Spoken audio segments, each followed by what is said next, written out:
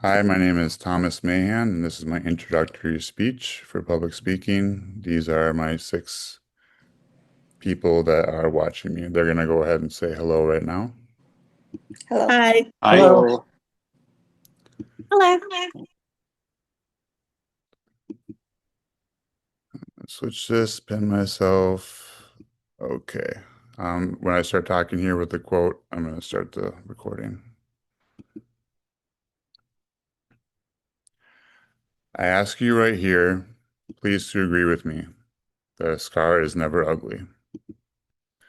That is what the scar makers want us to think. But you and I, we must make an agreement to defy them. We must see all of our scars as beauty, okay? This will be our secret.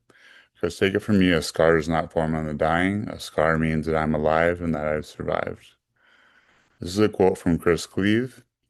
It's about a story where a guy is telling a girl who's covered in scars that she's beautiful and she shouldn't hide them.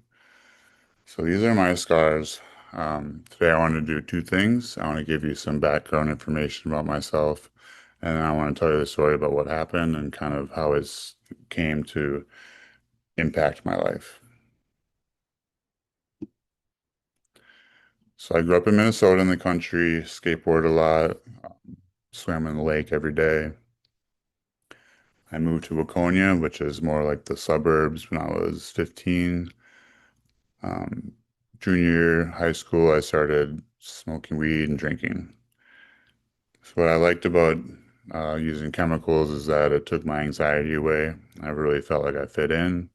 It just kind of gave me this sense of well-being and made me feel comfortable in my own skin. I went to college at St. Cloud State University. It's kind of known as a party school.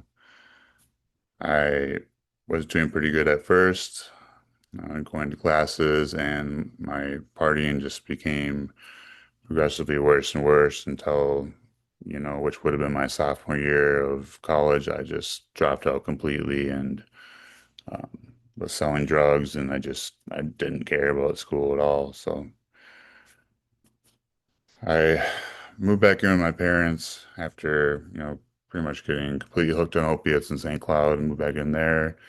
And I just got worse and worse and got to the point where I was lying, stealing, just doing whatever it took to get drugs. I just didn't care about anyone or anything, but just getting high. So I went through treatment the first time and I was sober for a while. I went through halfway house and eventually it just relapsed. And I'm not sure how many times I went through this cycle, but it's more times than I care to add up. It's just treatment after treatment after treatment, and I really just felt like I was stuck in quicksand. And it's like the harder you try to get out, the more you struggle, the deeper you sink. But little did I know that I was about to find the way out of it, but it was through the bottom.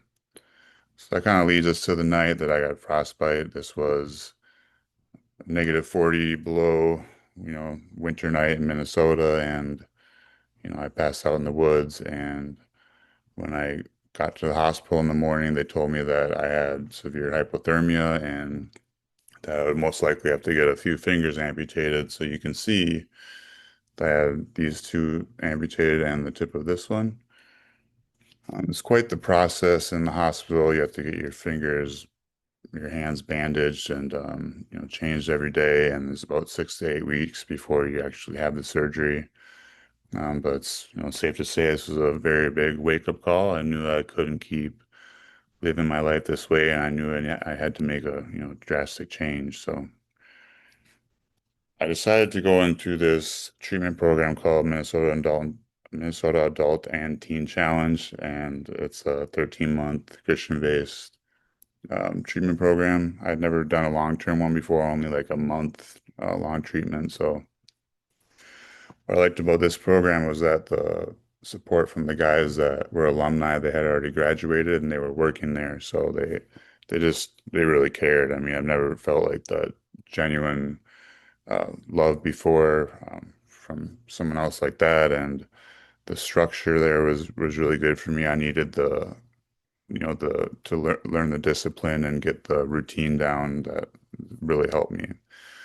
So the shame of the things that I'd done, the people I'd hurt, and the bad things I did, I really felt like a bad person, and this was something that was very tough for me to deal with. It led me to keep using over and over, and this program, the Christian aspect, and all of that really helped me to you know to overcome that aspect. So since I graduated Minnesota Adult and Teen Challenge, it's been coming up on 6 years since I entered the program. But since I graduated, every area of my life has gotten significantly better. I've been able to hold down a steady job. I have a great relationship with my family. I'm gonna get married this September.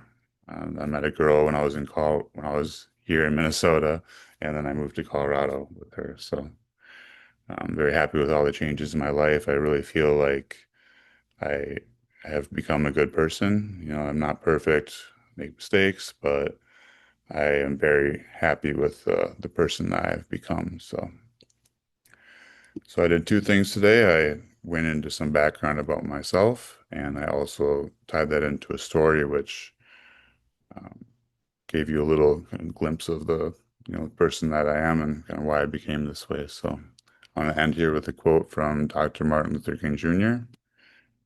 The ultimate measure of a man is not where he stands in moments of comfort and convenience, where he stands at times of challenge and controversy.